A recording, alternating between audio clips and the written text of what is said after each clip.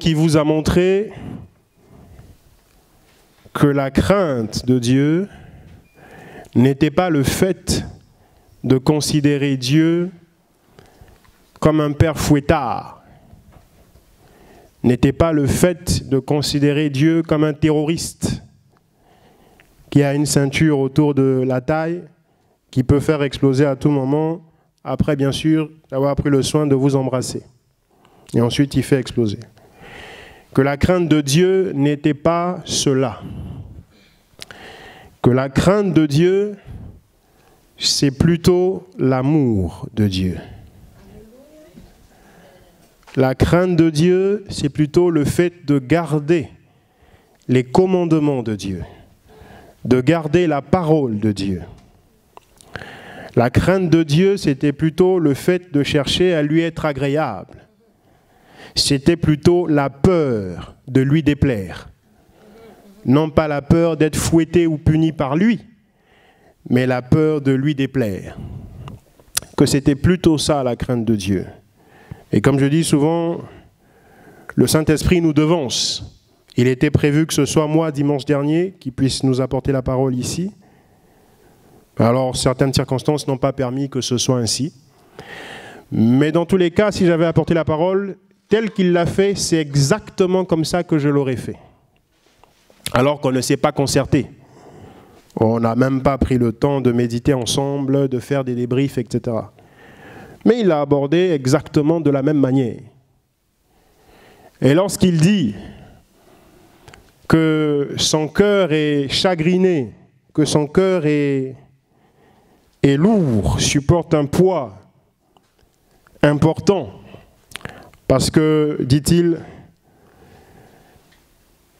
le constat que nous pouvons faire, c'est qu'au lieu que nous devenions meilleurs, c'est que nous sommes en train de devenir pires. Pour ne parler que de nous qui sommes ici à l'Assemblée des Saints de Bussy, nous sommes en train de devenir pires. Et il se disait, mais Seigneur, comment se fait-il avec toute la parole qui est apportée? Comment se fait-il avec toute la révélation qui est donnée? Le peuple est en train de devenir pire plutôt que meilleur. Il y en a même qui étaient mieux avant et qui sont pires aujourd'hui. Il dit, mais que se passe-t-il? Sommes-nous dans le faux? Sommes-nous dans l'erreur? Comment se fait-il que les gens ne changent point? Ou à la limite, ils changent, mais en mal, plutôt que de changer en bien. Et ça le chagrinait beaucoup. Et Dieu soit béni, il a été délivré de cela, de ce chagrin, parce qu'il a reçu dans son cœur que quant au changement des frères et sœurs, ça n'est pas de son ressort. Ça n'est pas de son ressort, ça n'est pas son rôle, ça n'est pas sa responsabilité. Ça n'est pas la responsabilité du prédicateur. C'est la responsabilité de l'Esprit. C'est l'Esprit qui se charge de mener cette œuvre. Et l'Esprit mène cette œuvre en ses élus, pas en tout le monde. Il y a quelques années de cela, j'ai moi aussi été frustré. C'était dans la ville de Poitiers où je suis resté séjourner à peu près un semestre. Je pense que nous sommes là en 2010. Et j'ai apporté la parole dans une église dans la maison. Au bout de 3 mois, alors que nous prêchions tous les jours de la semaine, 7 jours sur 7, tous les jours de la semaine, au bout de 3 mois, je me suis terriblement fâché contre les frères et sœurs qui venaient écouter la parole, qui venaient prier. Je leur ai dit, vous êtes des malfaiteurs, vous êtes des criminels et des assassins. Parce que voici 3 mois que je me tue, je m'évertue, je me détruis, entre guillemets, la santé, à méditer pour votre bien, pour le salut de votre âme, et que je me tue la santé à vous apporter la parole chaque soir, 7 jours sur 7, sans jamais rien vous demander, sans jamais demander de salaire, sans jamais demander d'offrande ni quoi que ce soit, et pourtant vous ne changez pas. Vous êtes même pire. Et qui plus est, vous vous en prenez à moi, vous inventez toutes sortes d'histoires contre moi. Je leur ai dit, vous êtes des malfaiteurs et des assassins, au bout de 3 mois. La maison était une maison à plusieurs niveaux. Les prières se faisaient au rez-de-chaussée. Je leur ai dit, je ne descendrai plus. Je ne descendrai plus. Vous vous débrouillez. Mais j'ai reçu après, comme révélation, que j'avais tort d'avoir agi ainsi. Que c'était de l'orgueil qui m'avait poussé à agir ainsi, que j'étais orgueilleux. Parce que j'avais estimé qu'avec la qualité de ma prédication, j'étais capable de changer les cœurs. Qu'avec la qualité de ma prédication, j'étais capable de changer les vies, de transformer les vies des uns des autres. De faire des gens pourris, des gens qui ne sont plus pourris. Et le Seigneur m'a dit non, ça n'est pas de ta capacité, ça n'est pas de ton ressort, ça n'est pas de ton pouvoir, ça n'est pas de ta responsabilité. Toi, tu prêches et ça s'arrête là. C'est pour ça aujourd'hui, quand j'apporte la parole, je ne viens plus prêcher dans le but que les gens changent. Je ne viens plus prêcher dans le but que les gens soient transformés et reflètent la parole et vivent la parole. Ça n'est plus mon but quand j'apporte la parole. Mon but, c'est simplement qu'au dernier jour, lorsque je paraîtrai devant le Maître, devant le Messia, que je sache lui dire que je ne rougisse point, même si ce serait difficile que je rougisse, mais enfin bon, puisque c'est une expression, que je ne sois point couvert de honte en disant « Je n'ai pas fait ce qui m'était assigné. Je n'ai pas sonné la trompette. » D'une part. Et d'autre part, que le Seigneur ne me réprimande pas et ne me sanctionne pas à cause de vous. Parce qu'il est dit dans Ézéchiel 33, « Si la sentinelle voit venir le danger et ne sonne pas la trompette, ne sonne pas l'alarme, le sang du peuple retombera sur la tête de la sentinelle. Mais si la sentinelle sonne l'alarme parce qu'elle a vu le danger venir et que le peuple a été indifférent à l'alarme qui a été sonnée, que le peuple n'a pas tenu compte, n'a pas pris compte de l'alarme qui a été sonnée, la sentinelle est quitte du sang du peuple. Le sang du peuple ne retombera pas sur lui. Et c'est uniquement ce pourquoi je prêche aujourd'hui. Parce que si je me mettais encore en tête, comme en 2010, de prêcher pour que les vies soient changées, alors j'aurais arrêté totalement. Parce que prêcher, pour moi, n'est pas un luxe. Là où beaucoup aujourd'hui font savoir que c'est un luxe. Beaucoup aujourd'hui, oui, le ministère, je dois protéger le ministère. Moi, j'en ai que faire du ministère. Je ne protège pas le ministère. Je me fiche du ministère. Ce n'est pas mon problème, le ministère. Je n'agis pas pour le ministère. Beaucoup aujourd'hui tuent leur propre bébé, font avorter des sœurs parce que je dois protéger le ministère. Le ministère, je n'en ai que faire. Ce qui m'importe, c'est de faire le devoir auquel mon Père m'a assigné. C'est tout. Et pour ça, je n'ai pas besoin de ministère. Si je vis la parole au quotidien, cela me suffit. Si parmi nous ici, des prédicateurs sont suscités, le frère Jean Vianney, je ne sais pas, le bien-aimé, je ne sais pas, cela me suffit. Je n'aurai même pas besoin de venir me lever ici et vous montrer ma tête et mes dents. J'en ai que faire du ministère. Ah, et le ministère, tu y as pensé, et ton ministère, il faut... J'en ai que faire. Ce qui m'intéresse, c'est de travailler pour le compte de mon Père. Comme un bon fils est censé le faire. Même dans le naturel. Alors, donc Dieu soit béni pour ça. Le bien-aimé frère Évrard a reçu aussi cette consolation et cette révélation. Et d'où il ne sera plus frustré par rapport à vous. Parce que je ne vous cache pas, vous êtes un véritable souci pour les prédicateurs. Vous êtes un véritable souci. Dieu soit béni. Alors, la crainte de Dieu. Je profite pour en faire un aparté. Le parler en langue. Vous voyez, la sœur Dena a fait un beau chant. Et que le Seigneur la bénisse pour ce chant-là. Hein, Saint-Esprit. Quand ils descendent... Bon, je ne chante pas aussi bien qu'elle, hein, mais... Vous voyez, c'est vraiment un beau chant. Sauf que, vous voyez encore là, le bien-aimé frère Paul dit dans 1 Corinthiens 14, celui qui parle en langue s'édifie lui-même. Il n'édifie pas l'assemblée. Il s'édifie. Or, quand on est réunis en assemblée, on ne vient pas pour s'édifier soi-même. On vient pour s'édifier les uns les... Voilà. Et si un païen entre là-dedans, là, et il voit quelqu'un en train de rabachocorer, quand il descend, il va se dire, mais ces gens-là, c'est comment? Est-ce qu'ils s'en foutent? Est-ce qu'ils sont timbrés? Est-ce qu'ils ont un problème psychopathologique? Il va se poser des questions, il est capable de ressortir. Hein? Ça devient un peu comme chez ceux qui sont dans les sectes pernicieuses, là, hein, les Hamsa Manara, qui, chaque seconde, leur prière, c'est comme ça. Quand vous entrez dans leur salle, donc à tel point que toi, si tu ne fais pas ça tout de suite, on te repère. On dit, ah, ça, c'est pas un des nôtres. Parce qu'il n'a pas le cri. Et tu leur dis, mais ça veut dire quoi? Mais vous dites quoi? Vous priez quoi? Non, non, on prie. Et ça fait peur. Je vous assure que vous allez fuir. Et c'est pareil pour le parler en langue. Oui, c'est pas pour le parler ici quand j'ai le micro. Et pas pour le parler ici quand je chante. J'aime beaucoup la sœur Dena. Elle a fait un très beau chant. Mais il y a ce truc-là qui vient un peu dénoter la chose. Voyez-vous? Et c'est pareil pour le prédicateur. Peuple de Dieu, vous êtes avec moi? Amen. Oh, dites amen, amen. Oh, dites amen. Oh, sokouraba, chanda. Oh, papa, chanda. Mais chanda, c'est quoi? Fais-le chez toi, à la maison. Amen.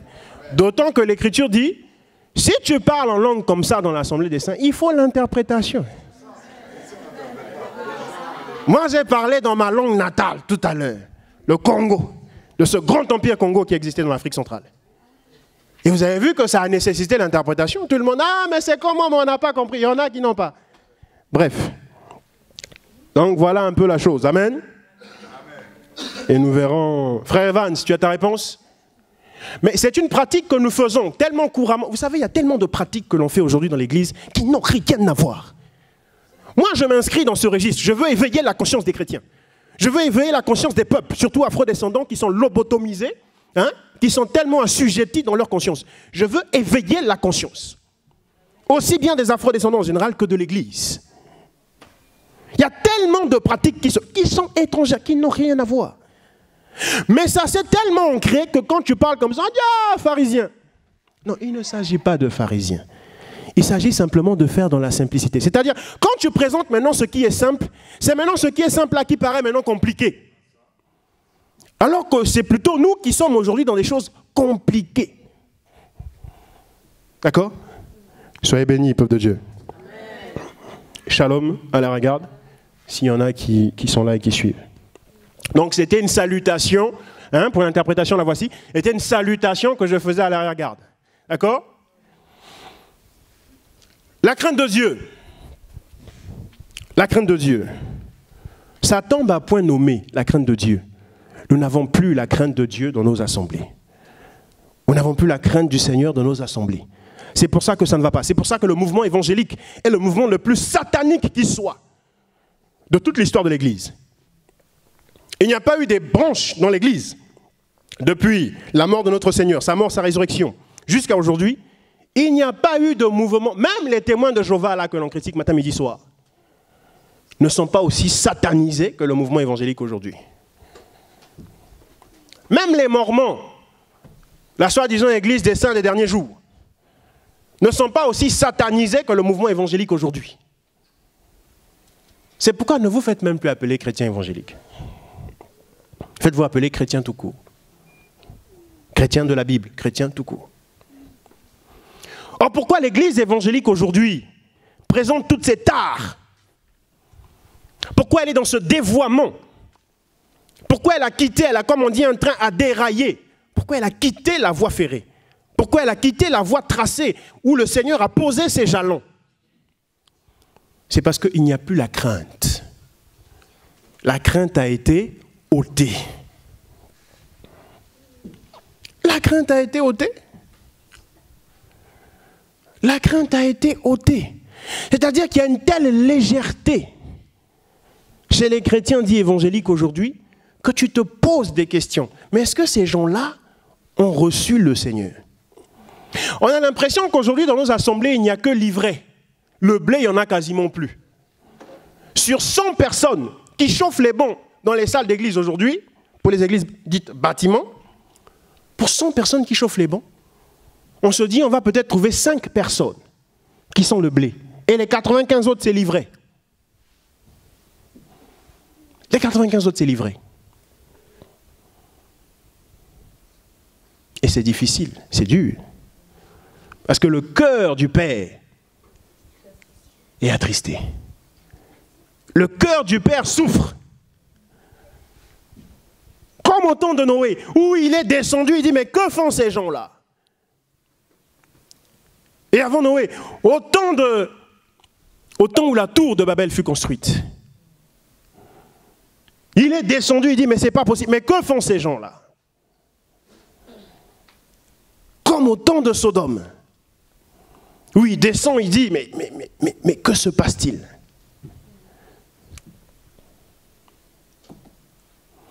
Et comme au temps du Sinaï, où le peuple censé révérer Dieu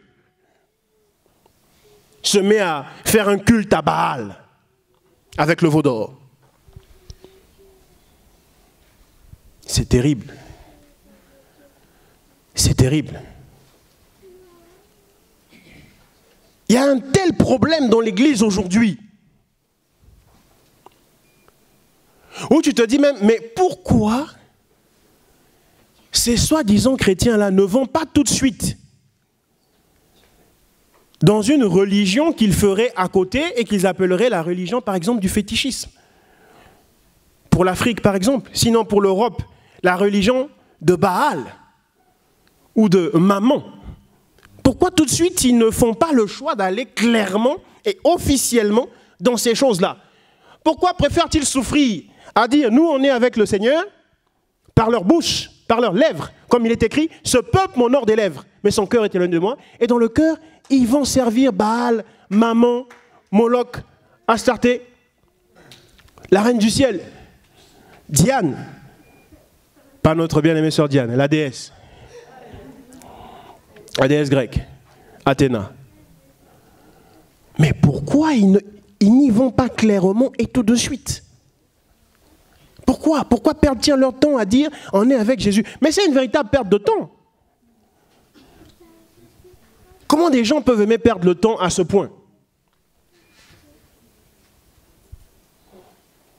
La crainte de Dieu est ôtée. Ichabod. La gloire est ôtée. Sois béni. Merci. La gloire est ôtée. Et c'est terrible. Souvenez-vous, j'ai souvent dit chez vous à la maison, que vous fassiez ci, que vous fassiez ça, c'est une chose. Mais dans l'assemblée des saints, que vous fassiez ci ou que vous fassiez ça, c'est autre chose. On va voir ça dans les Écritures. Parce que tout ce qu'on dit doit être soutenu par les Écritures. On va voir ça dans les Écritures. Il y a plus, c'est-à-dire, non, dans l'assemblée, il y a une légèreté. Des frères et sœurs vont ne pas s'entendre, vont être en inimitié. Mais ils sont dans la même assemblée. Ils communient dans la même assemblée. Mais ils vont ne pas s'entendre. Ils vont se détester. Ils vont s'en vouloir et se garder rancune.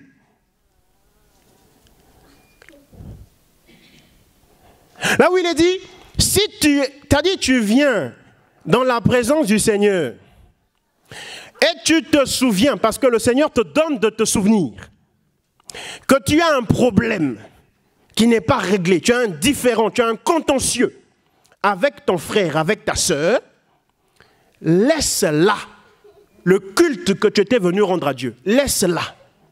Recule. Marche arrière. Va rencontrer le frère, la sœur et régler. Ensuite, tu reviendras dans la présence du Messia. Tu reviendras dans la présence de notre Seigneur Yahushua. Mais non. On est là. On est là. Ah, le bien-aimé frère Serge, oh, mais je le déteste. Je ne l'aime pas. Je ne l'aime pas. Le jour où j'aurai l'occasion de lui tendre une embuscade dans la rue, je vais le faire. Quitte à porter une cagoule, je le ferai. Et je le ferai tabasser par des gens avec des battes de baseball. Et celui qui dit ça, c'est qui? C'est le bien-aimé frère Cédric. le bien-aimé frère Koukaïngo, qui vient, voilà, et en communie ensemble. Et je le salue, je lui fais des sourires. C'est grave. C'est grave. Un couple va venir là, emmener leurs problèmes de la maison ici. Monsieur et madame, fâchés,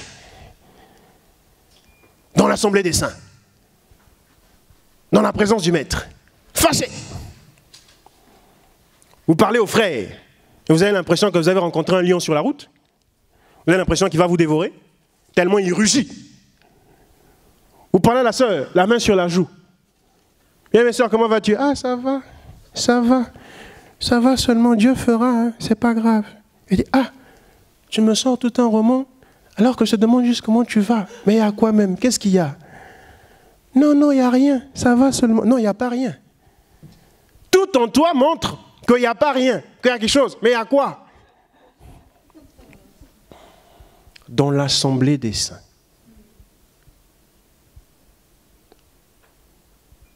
Et c'est dans l'assemblée des saints que ceux qui ont toutes les lubies possibles, que ceux dont la libido n'a pas de frein, viennent assouvir.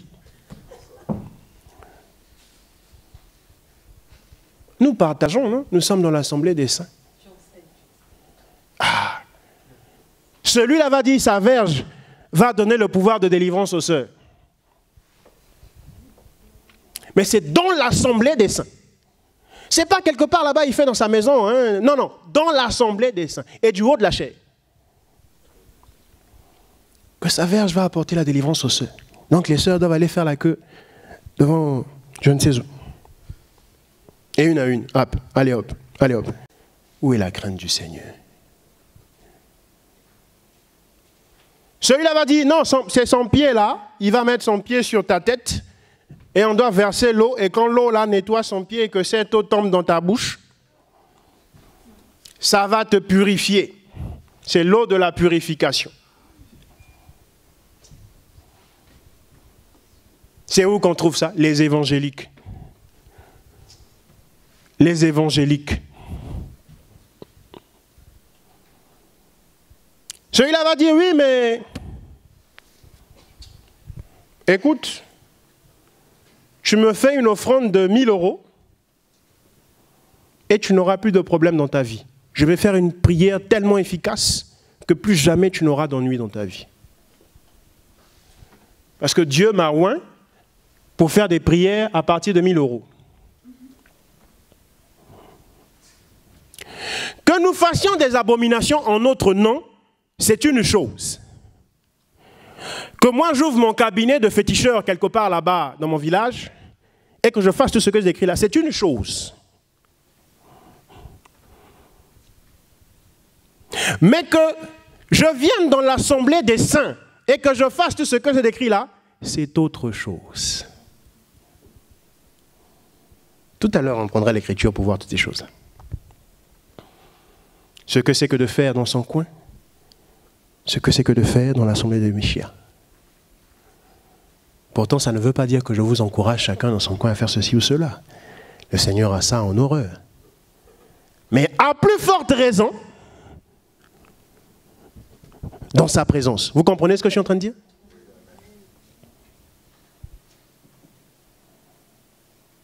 C'est dans le mouvement évangélique aujourd'hui que les pasteurs s'empoisonnent. Le frère Lucas Albert a été empoisonné comme ça par des pasteurs. Lui-même pasteur. Le frère Moloto a été empoisonné comme ça par des gens du groupe Gaël, donc des frères et sœurs dans la foi, qui l'ont empoisonné. Aujourd'hui, le frère Moloto n'est plus là.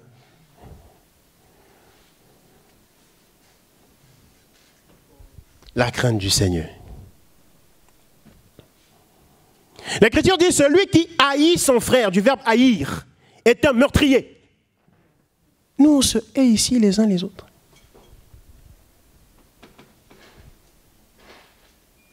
On se hait ici les uns les autres, on se déteste.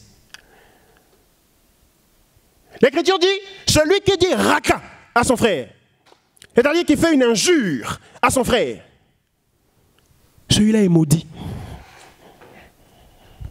Il est anathème. Parce qu'il a fait une injure à son frère. Mais nous, on s'injurie copieusement dans l'assemblée des saints.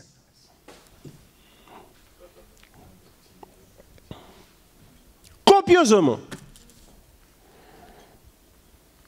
Quand on prend notre, moi je l'appelle mon camarade, Nama, Georges Nama, sur YouTube, qui quelquefois peut dire de bonnes choses, quelquefois peut dire des choses avec lesquelles je suis d'accord. Mais comment il le dit? Dans l'invective, dans l'injure, dans la moquerie. L'Écriture dit, celui qui s'assied avec les moqueurs est anathème, autant que les moqueurs eux-mêmes. Il fait de la moquerie. Notre bien-aimé frère,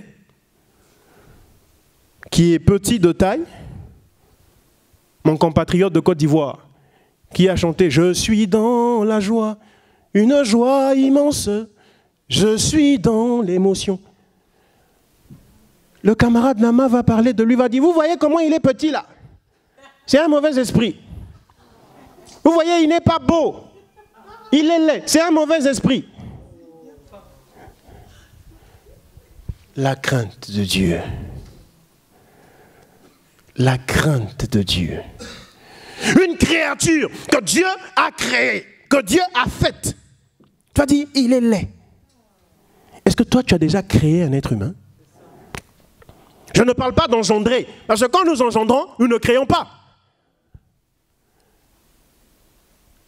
Nous ne créons pas. Nous matérialisons ce que Dieu a déjà créé. En Adam. Toi, tu as déjà créé un être humain, toi. Celui qui dit raka à son frère est anathème. Dans l'injure, dans l'invective, il n'y a pas la crainte. Et ça se voit que c'est un mauvais esprit qui gouverne cette personne, qui veut se glorifier plutôt que de corriger, qui prétend vouloir corriger, mais qui en fait veut simplement se glorifier. C'est un mauvais esprit. Que lui, il voit dans les autres là, mais qu'il ne voit pas dans ses yeux à lui-même. Il voit la paille de l'autre, mais il ne voit pas la poutre qui est dans son œil.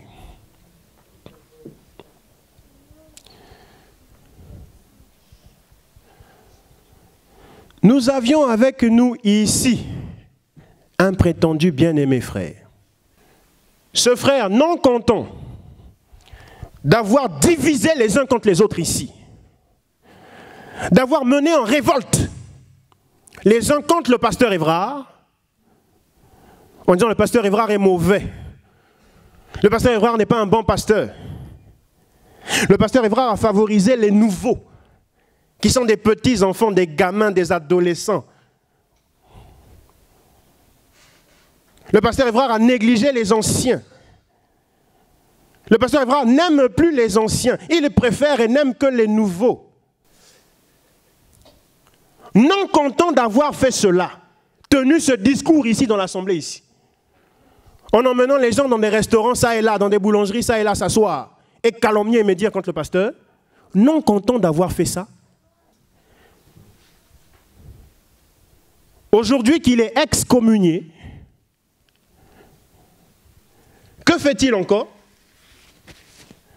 Lui qui prétendait ici qu'il voulait ouvrir une église, puisque les églises aujourd'hui s'ouvrent comme des champignons, se montent comme des champignons, moi je m'assois un matin, je vais ouvrir l'église, ainsi de suite.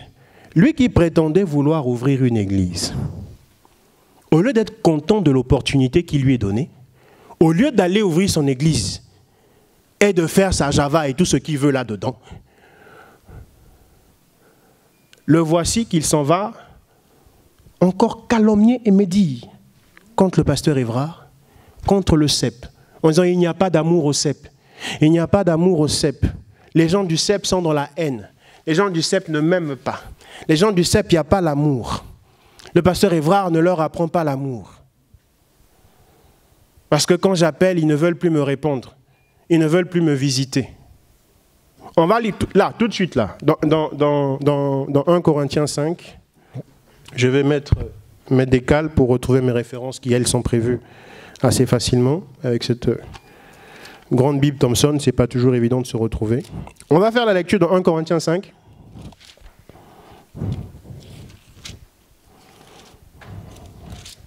Parce qu'apparemment, comme on ne vous enseigne pas sur ce que c'est que l'excommunion, les gens ne comprennent pas.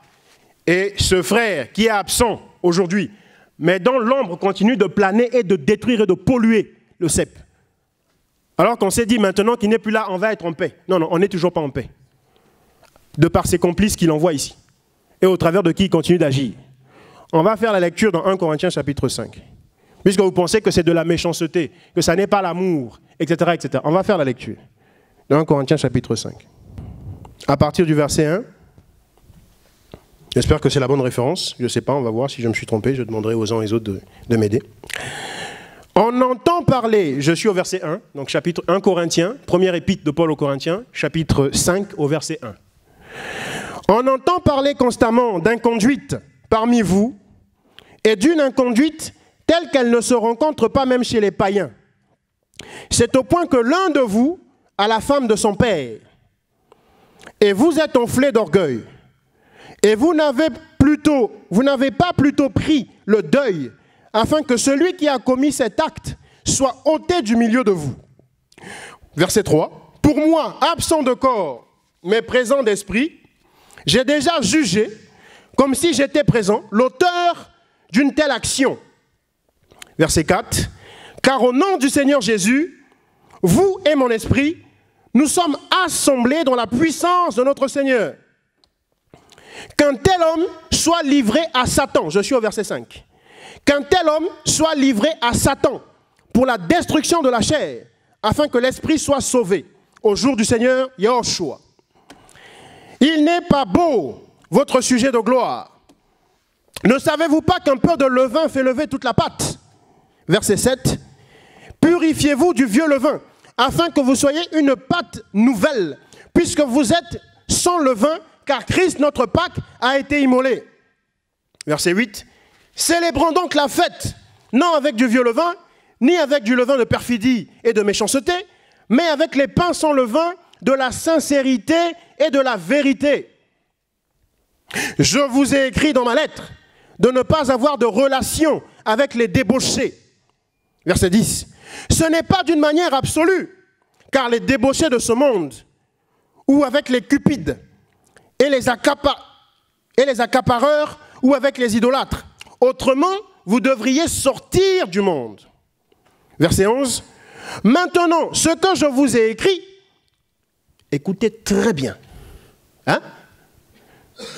Maintenant, je suis au verset 11. Maintenant, ce que je vous ai écrit, c'est de ne pas avoir de relation avec quelqu'un qui, tout en se nommant frère, serait débauché, ou cupide, ou idolâtre, ou insulteur, ou ivrogne, ou accapareur, et même de ne pas manger avec un tel homme.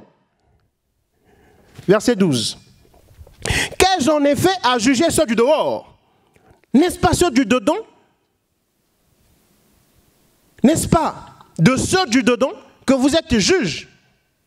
Ceux du dehors, Dieu les jugera. Expulsez le méchant du milieu de vous. Cette lecture que nous venons de faire, c'est ce que nous vous avions dit. Le Dieu de Paul qui s'exprime ici, c'est le Seigneur Yahushua HaMashiach, le Seigneur Jésus-Christ. Jésus-Christ est-il méchant? Jésus-Christ manque-t-il d'amour?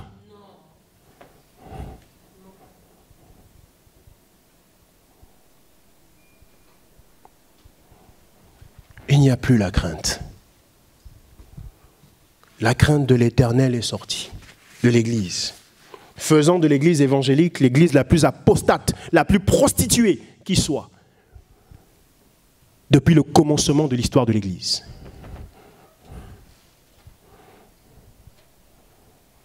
Et des gens mal affermis et mal enseignés, censés connaître ces choses, puisque soi-disant prédicateurs, mais font courir le bruit partout. Il n'y a pas l'amour au cep, on ne m'appelle pas. Mais comment t'appeler lorsque nous avons ça? Comment t'appeler? C'est plutôt un moment où la personne qui est excommunié, qui est livré à Satan.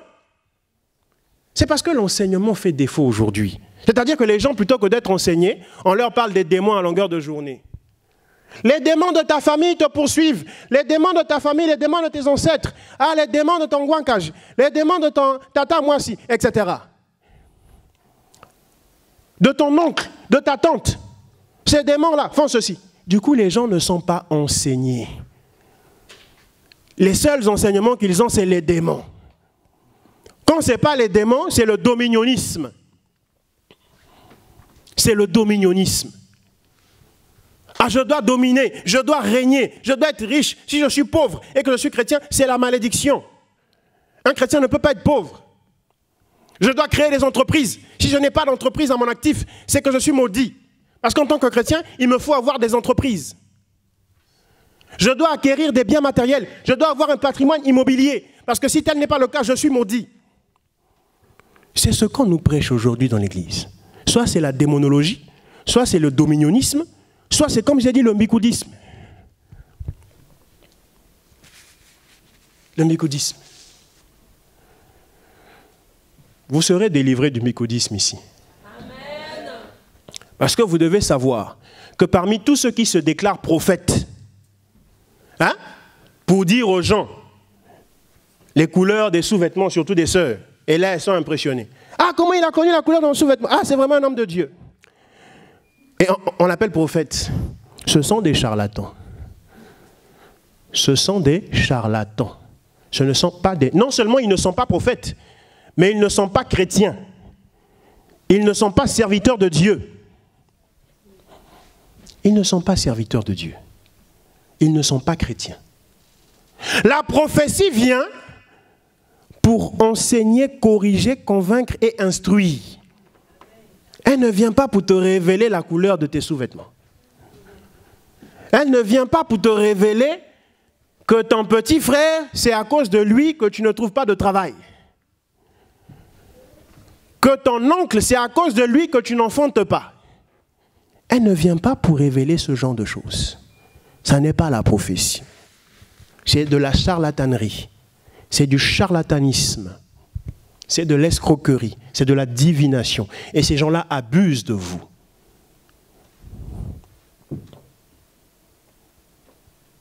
Et c'est surtout les sœurs, frère Sébastien, qui tombent souvent dans le panneau de ces gens-là. Ah oui, toi tu as des sous-vêtements que tu n'as pas lavé depuis 3 jours. Bon, d'ailleurs, ils ont telle couleur. Ah, mais comment il sait ça? Ah, il a l'onction. C'est du sordide dans l'église. Ça n'a pas sa place. Quelqu'un va me dire, oui, tu dis que ça n'a pas sa place, mais toi tu l'as dit. Oui, j'enseigne. Justement, j'enseigne contre ça et non pour ça. D'accord?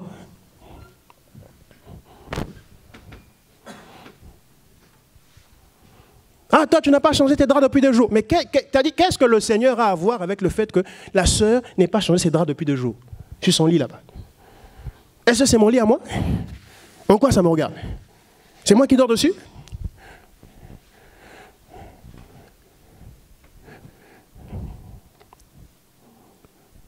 Soyez délivrés du mbicoudisme. Ce sont des charlatans. Vous les appelez prophètes, ce n'est pas des prophètes. La prophétie présente Christ. La prophétie attache à Christ. La prophétie, justement, donne la crainte, non pas des démons, non pas de l'oncle, non pas de la tante, non pas du grand-père, non pas du neveu, non pas de son propre enfant, non pas de son petit frère ou de son grand frère, mais apporte la crainte de Christ.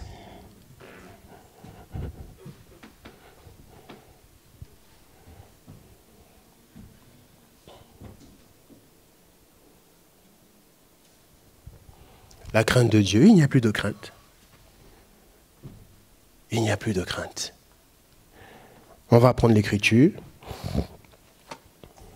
Et les gens ne sont pas enseignés. Osée 4:6, mon peuple périt parce qu'il lui manque la connaissance. La force du chrétien, c'est la connaissance. Et même les païens ont dit, l'ignorance est... J'ai appris ce dicton-là, il y a 200 ans de cela, j'étais en CE2. L'ignorance est un danger que tout homme doit éviter. L'ignorance est un danger que tout homme doit éviter. Soyez remplis de connaissances. Parce que c'est la connaissance. Même dans le monde, là, quand vous discutez, hein? Moi, aujourd'hui, les gens là ont du mal à jouer avec moi. Hein? Quand ils viennent à vous, les Africains, là, alors immigrés, espèce d'immigrés, venez chez nous, volez l'argent de la Sécu, volez l'argent de la CAF, et c'est pour ça que vous faites beaucoup d'enfants, pour que la CAF vous donne de l'argent, ainsi de suite. Hein? Étrangers, là, tout ça, malfaiteurs. Je les laisse parler. Dès qu'ils ont fini, je me mets à parler. Au bout de seulement 2 minutes, j'ai dit, bon, ok, à la prochaine. J'ai dit, non, mais comment, tu fuis? Mais il faut venir. Tu as cherché, non? Tu as trouvé? Alors, il faut trouver. Il faut rester dans le trouver, là. Ah non, à la prochaine. Pourquoi? Parce que vous avez la connaissance de l'histoire. On ne peut pas vous blaguer. Quand vous êtes un ignorant, on vous blague. On vous blague. Nous sommes allés à l'hôpital récemment. Voilà qu'une aide-soignante se permet de martyriser, de malmener quelqu'un. Le quelqu'un des gens. Comme les gens n'aiment pas les gens. Se permet de martyriser le quelqu'un des gens. Se permet de torturer le quelqu'un des gens. Au bout d'un moment, j'arrive. La personne que l'on torturait, ah, on m'a fait ceci, on m'a fait cela. Je dis, ah bon, et qu'as-tu fait? Comment as-tu réagi pour faire face à ça? Ah, mais je veux dire encore quoi? Si je parle, la torture va augmenter de dose. Il a dit, ah bon, tu es sûr de ça? Ah oui, oui. J'ai dit, d'accord. Alors toi, ne parle pas. Ne parle pas. Je suis sorti de cette chambre-là d'hôpital. Je suis allé rencontrer... J'ai vu la première qui me tombait sur la main, là, une certaine infirmière. Je dis, bon, madame, s'il vous plaît. Elle m'a dit, oui, bonjour, madame. Et bonjour. Je lui ai dit, comment allez-vous? Elle était étonnée. Parce qu'on ne lui avait jamais dit ça dans les couloirs de son lieu de travail. Il dit comment allez-vous? Ah, mais ça va, mais pourquoi? Je dis, non, ne paniquez pas. Je dis, voilà, je suis le quelqu'un de telle passion, dans telle chambre. Voici ce que le quelqu'un a vu par vos collègues à vous. Ah bon, mais vous êtes sûr? J'ai dit, oui. Ah, mais alors vous voulez quoi? J'ai dit, mais à votre avis, je veux quoi? Je lui sors un livret que eux-mêmes remettent à l'hôpital. C'est eux-mêmes qui remettent ce livret-là. À ceux qui sont internés chez eux là-bas, comme patient, je lui remets un livret, je lui montre dans le livret l'article 8 et l'article 11. Je lui dis, vous voyez, c'est moi qui ai écrit ce livret-là? Oh non. Je dis, bon, c'est mon papa qui a écrit ce livret-là? Oh non. Et mais c'est qui a écrit ça? Ah, c'est nous, c'est l'hôpital. J'ai dit, d'accord. Le 8 et le 11, pourquoi vous ne le respectez pas? Ah, voilà, j'ai dit, je demande à rencontrer votre responsable. Ah, mais attendez, je veux voir si elle est disponible. J'ai dit, non. En vertu de ces 2 articles-là, peu m'importe qu'elle soit disponible ou pas. Si elle n'est pas disponible, alors je vais en référer à un responsable qui est au-dessus de ce responsable-là. Ah, attendez. On est allé, on m'a ramené le responsable. J'ai parlé au responsable. J'ai dit, moi, je n'en veux pas à votre collègue qui a martyrisé mon quelqu'un. Je ne lui en veux pas. Je ne suis pas en colère contre cette personne. Simplement, je vous parle là de manière à ce que ça ne se reproduise plus. Voilà. Ce qu'elle a commis là, tôt ce matin, que ce soit la dernière fois, c'était la deuxième, que ce soit la deuxième et la dernière. Si ça se réitère, j'en réfère au directeur de l'établissement. Et cette personne sera congédiée, licenciée. Et là, aujourd'hui, quand on retourne dans cette chambre-là, mais les femmes sont même débonnaires, c'est-à-dire plus que bons, plus que gentilles. Elles font même une gentillesse, même de comédie, tellement elles ont peur de mal faire, tellement elles ont peur maintenant de torturer ou de martyriser. Tiens, mais vous voulez qu'on fasse quoi? Non, le pied, à donner le pied. Non, attention, doucement. Quand vous connaissez, vous avez la connaissance, ça vous évite bien de tracas. Ça n'est pas vrai seulement pour le monde, c'est vrai pour la parole de Dieu. La connaissance est la force du chrétien.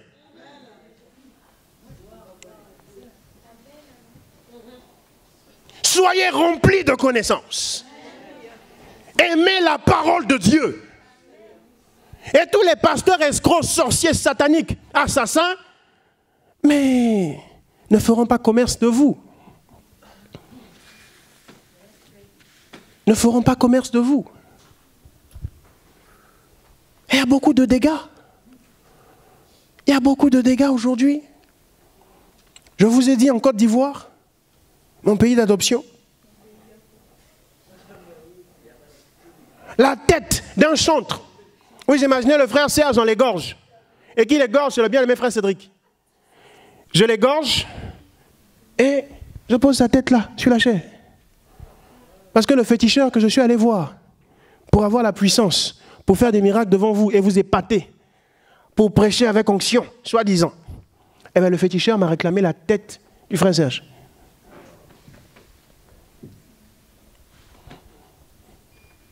En Côte d'Ivoire, la tête du chantre, là. Et c'est qui? C'est le pasteur. Qui a fait? Qui a commis? C'est le pasteur.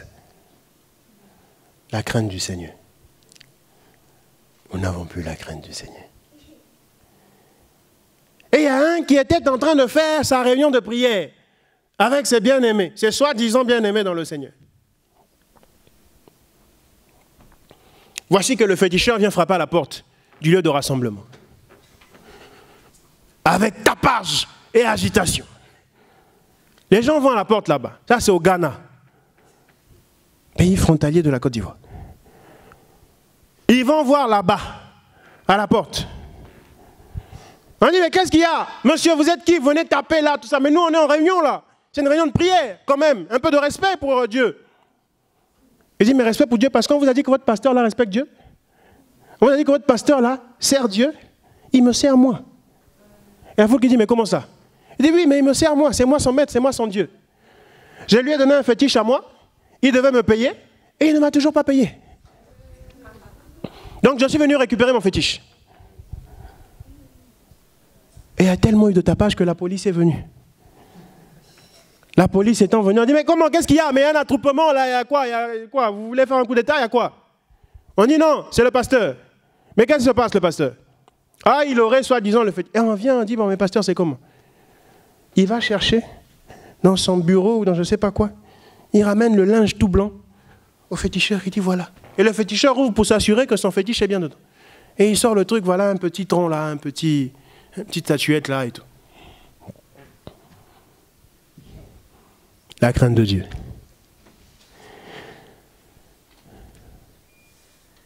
La crainte de Dieu. C'est ça nos pasteurs aujourd'hui. C'est ça nos prophètes. Papa prophète, c'est ça le papa prophète aujourd'hui. Apôtre, c'est ça l'apôtre aujourd'hui. Évangéliste, c'est ça l'évangéliste aujourd'hui. Et ce sont ces gens-là, les champions du monde, qui disent, je vais défendre mon ministère. Quel ministère que Dieu t'a donné où et quand? Tu ne sers même pas Dieu, tu sers le diable. Et tu dis tu as le ministère. Mais quel ministère? Celui qui a le ministère ne défend pas le ministère.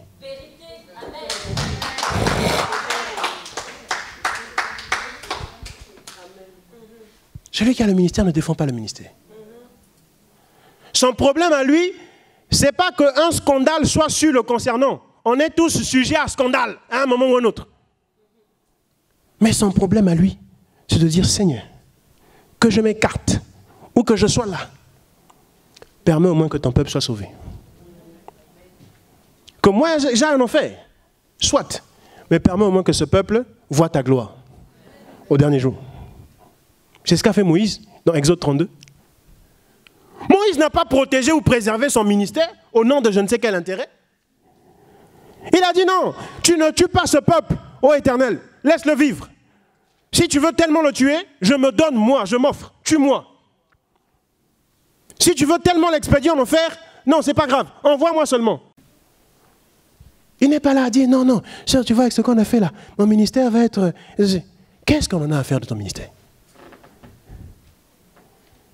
Tu n'as même pas de compassion pour la personne, tu n'as même pas de compassion pour le Seigneur. Ce qui t'intéresse, c'est soit disant le ministère. C'est la preuve que tu n'as pas le ministère.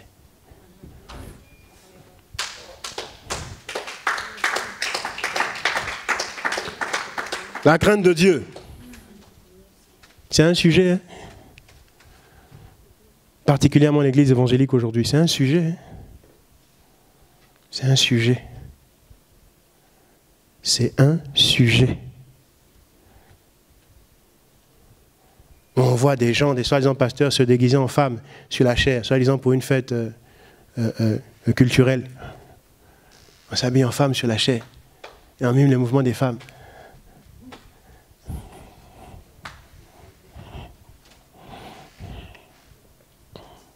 Les évangéliques. On va lire dans Daniel chapitre 5.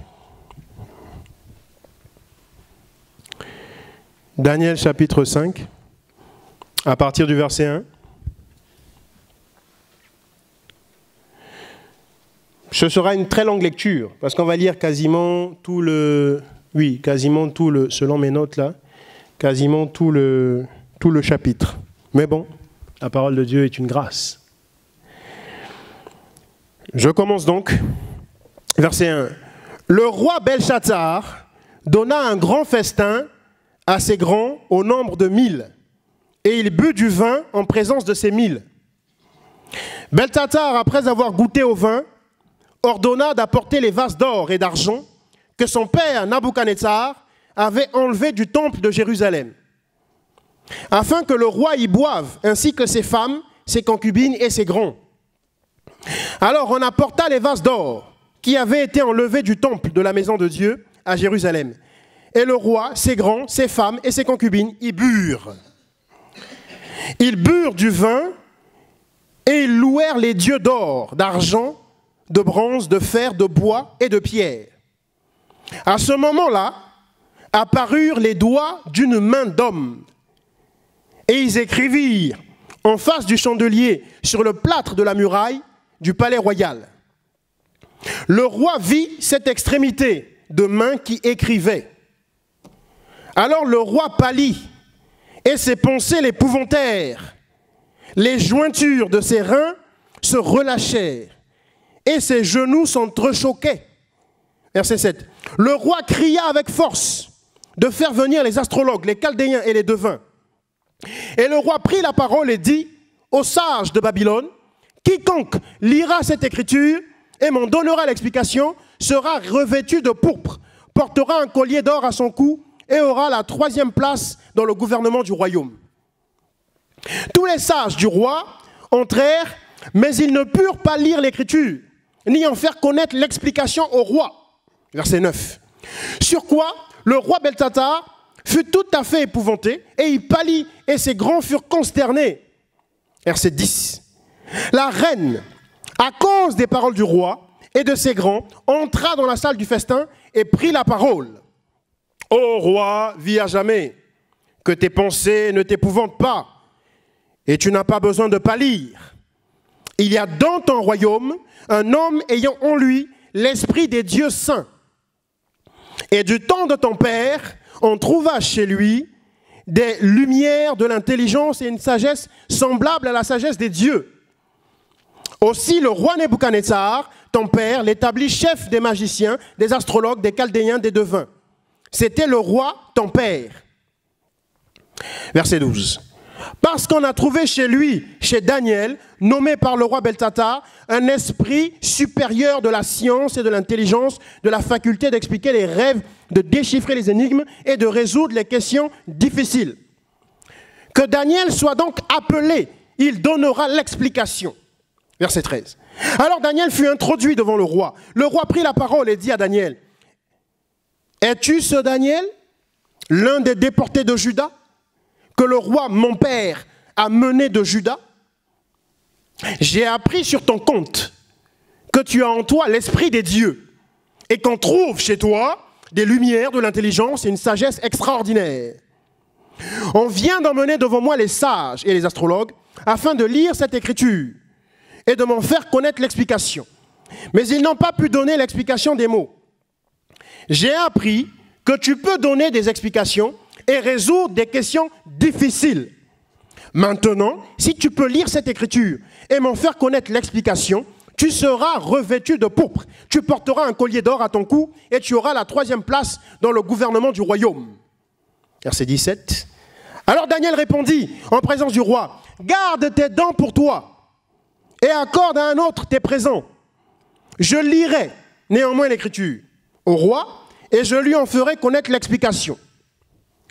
Ô roi, le Dieu très haut avait donné à Nebuchadnezzar, ton père, la royauté, la grandeur, l'honneur et la gloire. À cause de la grandeur qui lui avait été donnée, tous les peuples, les nations, les hommes de toute langue étaient dans la crainte et tremblaient devant lui. Le roi faisait mourir ceux qu'il voulait et laissait la vie à ceux qu'il voulait. Il élevait ceux qu'il voulait et il abaissait ceux qu'il voulait. Mais lorsque son cœur s'éleva et que son esprit s'endurcit jusqu'à l'arrogance, il fut précipité de son trône royal et dépouillé de sa gloire. Il fut chassé du milieu des humains, son cœur devint semblable à celui des bêtes, et sa demeure fut avec les ânes sauvages. On lui donna comme au bœuf de l'herbe à manger, et son corps fut trempé de la rosée du ciel, jusqu'à ce qu'il reconnaisse que le Dieu très haut domine sur toute royauté humaine et qu'il place celui qu'il veut. Et toi, Beltsatsar, son fils, tu n'as pas humilié ton cœur, quoique tu aies connu tout cela. Tu t'es élevé contre le Seigneur des cieux. Tu as fait apporter devant toi les vases de sa maison et vous avez bu du vin, toi et tes grands, tes femmes et tes concubines. Tu as loué les dieux d'argent, d'or, de bronze, de fer, de bois et de pierre, et qui ne voient pas, et qui n'entendent pas, et qui n'ont pas la connaissance. Et tu n'as pas glorifié le Dieu qui a dans sa main ton souffle et toutes tes voies. Verset 24. C'est pourquoi il a envoyé cette extrémité de main qui a tracé cette écriture au mur. Voici l'écriture qui a été tracée. Méné, Méné, Tekel et Parsi. Et voici l'explication de ces mots. Méné, Dieu a compté ton royaume et y a mis fin. Tekel, Dieu, plutôt, tu as été pesé dans la balance et tu as été trouvé léger. Parsin, ton royaume sera divisé et donné aux Mèdes et aux Perses. Verset 29. Aussitôt Beltsatsar ordonna de revêtir Daniel de pourpre, de lui mettre au cou un collier d'or et de publier qu'il aurait la 3e place dans le gouvernement du royaume. Cette même nuit, Beltsatsar, roi des Chaldéens, fut tué.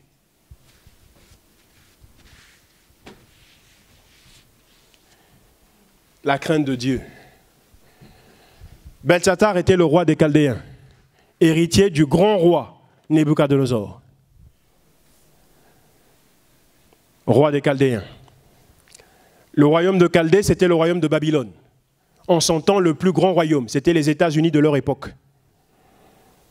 La puissance la plus forte, la première puissance sur terre. Aussi longtemps que Beltsatsar, le roi Beltsatsar, faisait sa java, faisait ses histoires, faisait tout ce qu'il voulait dans le royaume, sans qu'il n'aille directement et de manière frontale attaquer Dieu, le Seigneur le laissait faire. Même qu'il insultait Dieu, le Seigneur le laissait. Mais un jour, il a pris la décision. Il dit non, pour le festin d'aujourd'hui, on va récupérer les objets du Dieu des Hébreux que mon père Nabuchodonosor avait ramenés de Jérusalem et qui avait mis ici chez nous. On va récupérer ces objets-là, le chandelier, la coupe qui était dans l'arche, les tables de la loi, les ustensiles du tabernacle, les fourches, les coupes qui étaient dans le tabernacle. Et dit on va récupérer ça et on va jouer avec ces choses-là ici. On va utiliser ça pour nous, pour notre plaisir. On va boire notre vin avec. On va se souiller avec. C'était une attaque frontale qu'il faisait à Dieu. C'est pourquoi je vous ai dit chez vous. Non pas que le Seigneur agrée. Mais si vous êtes tellement dans l'abomination, faites chez vous ce qu'il vous plaît. Faites chez vous ce qui vous plaira de faire.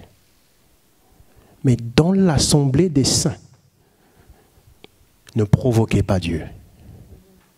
Ne provoquez pas Dieu dans l'assemblée des saints. C'est une attaque frontale contre Dieu, le Dieu des cieux, le Dieu de la terre, le Dieu de l'univers.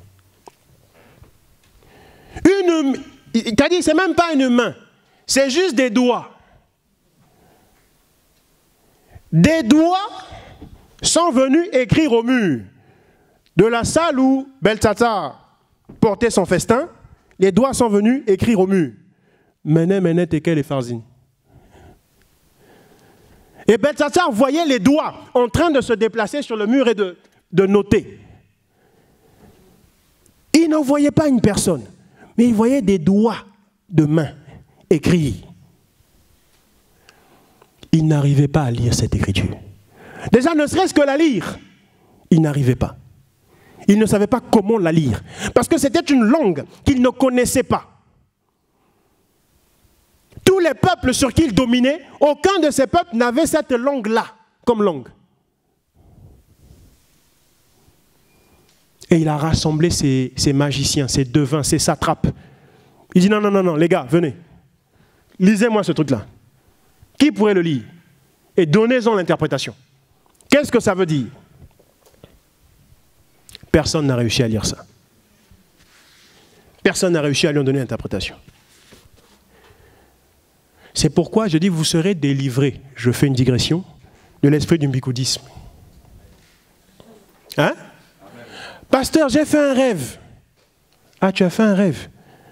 Oui, est-ce que tu peux m'en donner l'interprétation? Ah, bon, dis-moi le rêve alors et je te donnerai l'interprétation. Non. Celui qui est capable de donner l'interprétation, c'est celui qui est capable de te dire quel rêve tu as fait. De te décrire le rêve, sans que tu ne le lui racontes.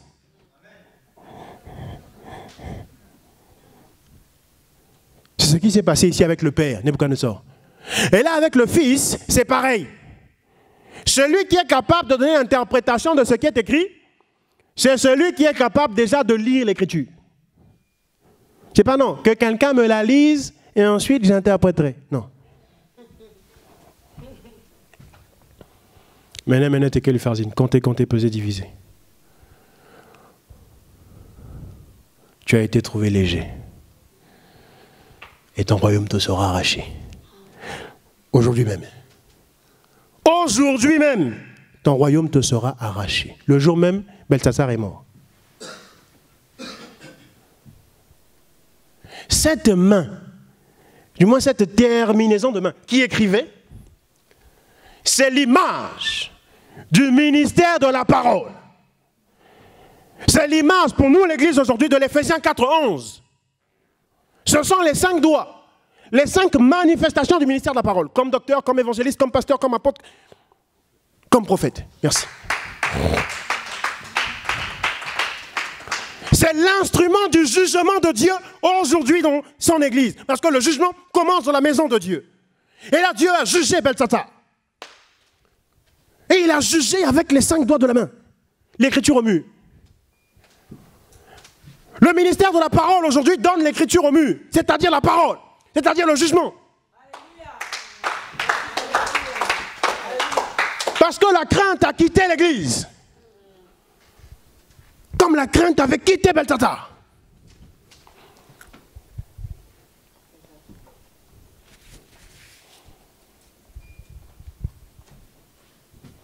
Le prédicateur de la parole aujourd'hui dit Mené, tekel, farzin. Le jugement. Compter, peser, diviser. Tu es léger. On t'a compté, ton nombre ne vaut rien. C'est pas parce que tu es une méga church, que vous êtes 120 000, que on est nombreux. Non, vous êtes 0. Alléluia. Vous êtes 0. Parce que vous n'avez pas l'Éternel avec vous. Ceux qui sont nombreux, c'est ceux qui ont l'Éternel avec eux. Comme c'était le cas d'Élisée et de Géasi. Ils n'étaient que 2 physiquement. Mais parce que l'Éternel était avec eux, Ils se sont avérés plus nombreux que l'armée des Philistins qui les avait, l'armée des Syriens qui les avait envahis. Qui eux étaient très nombreux, comme les méga-churches aujourd'hui.